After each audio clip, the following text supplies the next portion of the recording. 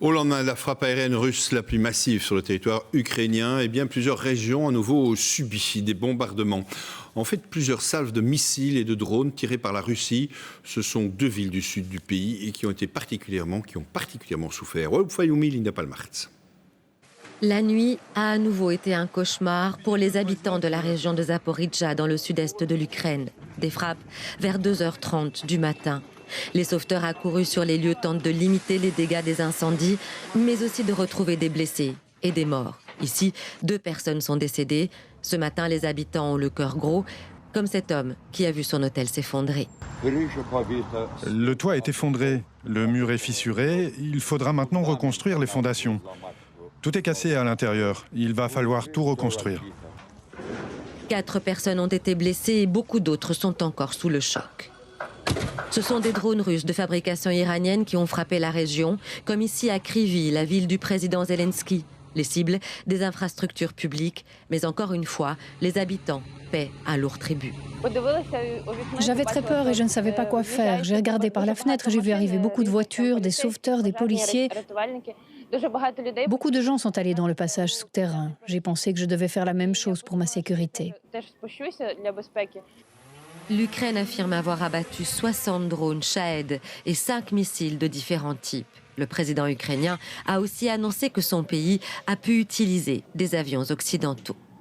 Nobody talked about it, but we destroyed already in this huge attack of Russians. We destroyed already some missiles and drones using F-16.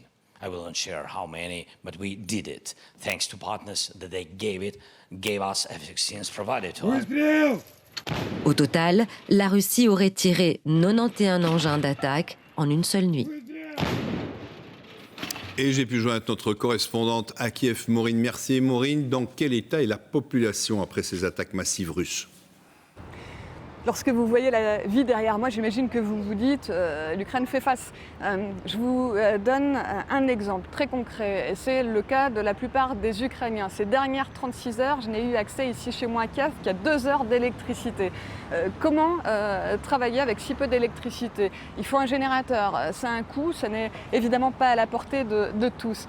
Comment l'Ukraine peut-elle faire fonctionner son industrie pourtant essentielle, son industrie d'armement ? Oui, la Russie parvient à ses fins, elle asphyxie littéralement petit à petit l'économie du pays. Autour de moi, de plus en plus d'Ukrainiennes me disent « j'ai fait face à 2 ans et demi de bombardement, mais là je dois partir parce que je ne fais plus face économiquement ». Je vous donne un ordre de grandeur parce qu'ici on est en train encore d'évaluer les dégâts suite à cette dernière attaque. Le premier fournisseur d'électricité disait avant même cette attaque ne parvenir à fournir que 50% de ce qu'il parvenait à fournir avant la guerre. Imaginez aujourd'hui. L'Ukraine rafistolait depuis des mois ses infrastructures touchées par les bombardements. C'était une mission extrêmement compliquée, c'est une mission sans mauvais jeu de mots, une mission qui se révèle pratiquement impossible désormais.